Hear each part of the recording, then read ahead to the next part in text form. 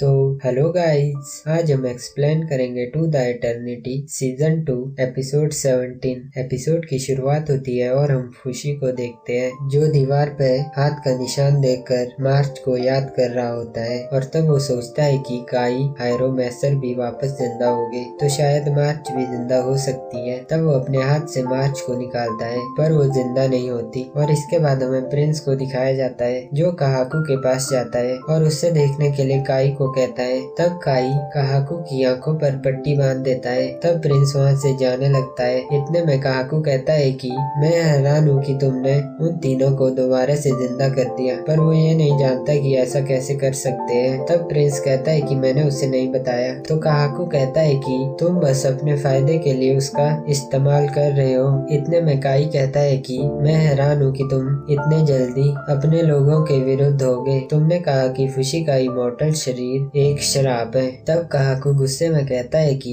मुझे फर्क नहीं पड़ता। और इसके बाद हमें हायरो को दिखाया जाता है जो एक बूढ़े आदमी को बाहर देखता है। तो उससे कहता है कि तुम यहाँ पर क्या कर रहे हो, तुम्हें तो घर में रहने के लिए कहा गया है। तब वो बूढ़ा आदमी कहता है कि मेरे पास कोई घर नहीं है। तब हायरो कहता है कि तो तुम चर्च में क्यों नहीं गए। तो वो बूढ़ा आदमी कहता है कि वो पहले से भर चुका था। और तब वो बूढ़ा आदमी कहता है कि मुझे फर्क नहीं पड़ता कि इस शहर के साथ क्या होगा, क्योंकि मेरे पैदा होने के कुछ सालों बाद मुझे जेल में डाल दिया गया था और आज मैं 50 साल का हो चुका हूँ, पर फिर भी लोग मुझे नहीं मानते। तब हायरो कहता है कि ठीक है, मैं तुम्हें जाने देता हूँ। और इसके बाद हमें मैसर को दिखाया जाता है जिसने पक्षी वाले नौकर को मार दिया होता है और बाकी लोग उन्हें इकट्ठा कर रहे होते हैं। और इसके बाद मैसर प्रिंसेस के पास जाता है जो किंग के रूम में होती है और वहाँ जाकर पता चलता है कि किंग मर चुका है और प्रिंसेस वहाँ पर रो रही होती है। और तब वो मैसर को कहती है कि किंग ने मुझे कुछ बताया। और वो बताती है कि किंग ने कहा कि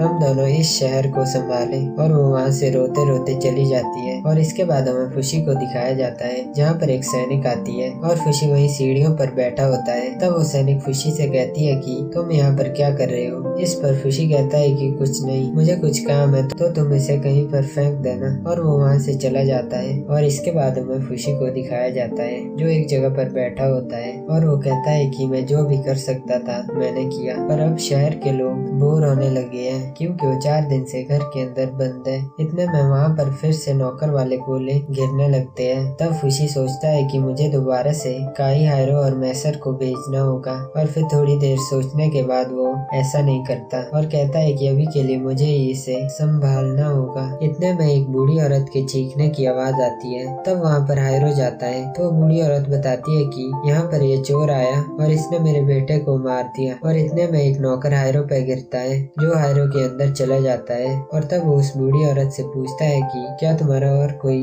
रिश्तेदार नहीं है। तो वो बताती है कि मेरा एक ही बेटा था और इसने उसे मार दिया। तो हायरो कहता है कि अगर मैं इसे जाने नहीं देता तो ऐसा नहीं होता, ये मेरी गलती है। इतने में वहाँ पर एक और सैनिक आता है जो उस बूढ़ी औरत से कहता है कि तुम अब अकेले नहीं रह सकती, क्या तुम चर्च में जाना चाहोगी। और इसके बाद हमें फुशी को दिखाया जाता है। तब हायरो फुशी को बुलाता है और फुशी वहाँ जाकर उसे बताता है कि नौकर ने फिर से हमला कर दिया है। तब हायरो कहता है कि मैं वहाँ पर जाऊंगा और वो फुशी को अपने हाथ दिखाता है जिसमें नौकर होते हैं और वो कहता है कि मैं इस तरह फाइट नहीं कर सकता। तब वो अपने बगल वाले सैनिक को कहता है कि जल्दी से मुझे मारो, तो वो मना कर देता है। और तब हायरो फुशी को उसे मारने के लिए कहता है और फुशी उसे मार देता है। ये देखकर बाकी लोग डर जाते हैं और कहने लगते हैं कि तुमने इसे मार दिया, तुम ऐसा कैसे कर सकते हो। तब एक सैनिक उन्हें समझाने लगता है कि उसे नौकर ने पकड़ लिया था, इसीलिए फुशी ने उसे मारा। और फुशी ये देखकर दुखी होता है और तब उस सैनिक से कहता है कि मुझे कहीं पर जाना है और वो वहाँ से चला जाता है। और फिर फुशी उसी जगह पर चला जाता है जहाँ से वो पूरे शहर को महसूस कर रहा होता है। तब वो सोचने लगता है कि लोग मुझे ऐसा क्यों कह रहे हैं, मैं तो सब लोगों को बचाना चाहता हूँ। तब फुशी कहता है कि मुझे अपने काम पर ध्यान देना होगा। और इसके बाद हमें बहुत सारे लोगों को दिखाया जाता है जहाँ पर वो पक्षी वाले नौकर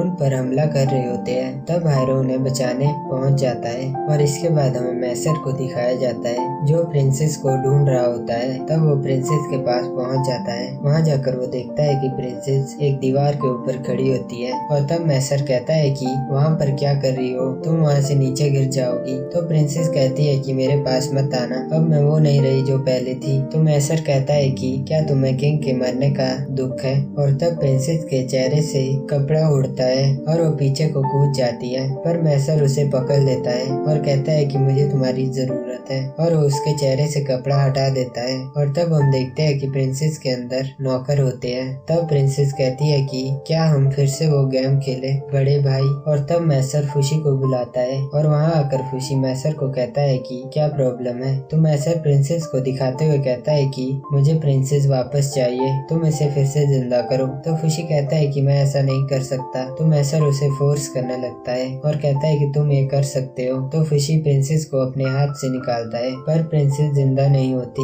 और फिर सीन यहीं कट हो जाता है। और इसके बाद खुशी शाम को प्रिंस के पास जाता है और उसे कहता है कि मैसर तुम्हें बुला रहा है। तो प्रिंस कहता है कि मैं वहीं पर जा रहा था क्योंकि किंग मर चुका है। तो खुशी कहता है कि प्रिंसेस भी मर चुकी है। और तब खुशी प्रिंस से कहता है कि क्या तुम मुझसे कुछ छुपा रहे हो। तो प्रिंस कहता है कि तुम्हारा क्या मतलब। तो खुशी उससे कहता है कि मैसर ने मुझसे कहा कि मैं प्रिंसेस को वापस जिंदा करूं, और तुमने ऐसा क्या किया कि मैसर फिर से जिंदा हो गया। तो प्रिंस कहता है कि मैं इसका जवाब नहीं दे सकता जब तक हम इस युद्ध को ना जीते। तब खुशी कहता है कि ठीक है, मैं अपनी तरफ से पूरी कोशिश करूंगा, और वो वहाँ से चला जाता है। और इसके बाद खुशी काहाकू के पास जाता है और कहता है कि तुम यहाँ पर कब तक रहोगे, क्या तुम हमारी मदद नहीं करोगे। तब काहाकू काई से कहता है कि देखो खुशी ने भी कह दिया है मुझे आजाद कर दो। तो खुशी कहता है कि मैं तुमसे नहीं तुम्हारे हाथ वाले नौकर से बात कर रहा हूँ। और तब काई खुशी से कहता है कि क्या तुम ठीक हो। तो खुशी कहता है कि मैं बहुत थक चुका हूँ और बाकी लोग भी परेशान हो चुके हैं। तो काई कहता है कि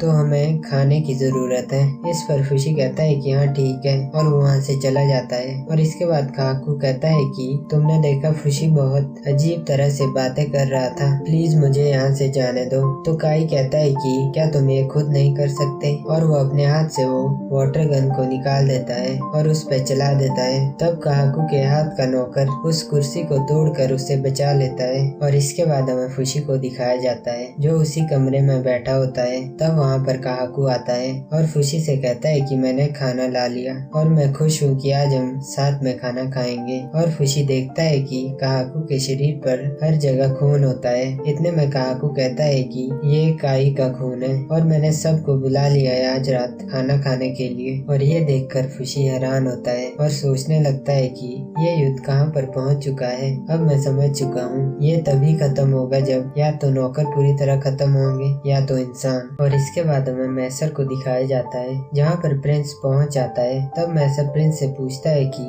क्या प्रिंसेस यहाँ पर है। तो प्रिंस कहता है कि मुझे माफ करना, पर प्रिंसेस स्वर्ग में जा चुकी है। तब गुस्से में मैसर कहता है कि ऐसा नहीं हो सकता क्योंकि उसने मुझसे अभी कहा कि वो मेरे साथ गेम खेलना चाहती है। और इतने में वहाँ पर वो पक्षी वाले नौकर आ जाते हैं जो उन पर हमला कर देते हैं। तब प्रिंस मैसर से कहता है कि जल्दी से अपना हथियार निकालो, पर मैसर चुप बैठा रहता है और वो नौकर मैसर को मार देते हैं। और इसके बाद सीन शिफ्ट होता है और काई, हायरो, मैसर एक टेबल पर बैठे होते हैं। तब उन्हें होश आता है और वहाँ पर काहाकू आता है जो उनसे कहता है कि तो तुम्हें होश आ गया, मैंने तुम्हारे लिए खाना बनाया है तो प्लीज इसे खाना, और खुशी के लिए भी है। तब हायरो काहाकू से पूछता है कि ये तुम क्या कर रहे हो। तो काहाकू कहता है कि जो खुशी के लिए अच्छा है, और हायरो कहता है कि मुझे वापस जाना होगा। तब काहाकू हायरो से कहता है कि रुको, जाने से पहले तुम्हें मीटिंग में जाना होगा। तो हायरो कहता है कि कैसी मीटिंग। तो काहाकू कहता है कि खुशी ने सबको खाना खाने के लिए बुलाया है। और काहाकू कहता है कि तुम और कितनी बार मरना चाहोगे कर्ज को बचाने से पहले। इसके बाद हमें खुशी को दिखाया जाता है। तब काहाकू वहाँ पर आता है और डरते डरते कहता है कि मेरे हाथ वाला नौकर मुझे मारना चाहता था जब मैं उनसे फाइट करने के लिए राजी हो गया था। तब खुशी कहता है कि कब तक दोस्तों के विरुद्ध फाइट करते रहोगे। और तब काहाकू आगे आकर कहता है कि क्या तुम सच में मुझे दोस्त के रूप में चाहते हो। तो खुशी कहता है कि कोई भी जगह बिना विश्वास के नहीं होती, मुझे ऐसा खुद करना होगा। इस पर काहाकू कहता है कि तुमने पहले ही ट्राई कर लिया है। और काहाकू खुशी को गले लगाता है और कहता है कि मैं तुम्हारे साथ हूँ। पर इतने में काहाकू के हाथ का नौकर खुशी के सारे रूप को एब्जॉर्ब करने लगता है। पर काहाकू ये देखकर हैरान होता है। इतने में वहाँ पर मार्च आ जाती है जो उस नौकर से कहती है कि खुशी के साथ ऐसा मत करो। और काहाकू भी उसे रोक रहा होता है, पर वो खुशी के एक एक करके सभी रूप को एब्जॉर्ब कर रहा होता है। पर तब खुशी मार्च को देख लेता है और 17वां एपिसोड यहीं पर खत्म हो जाता है।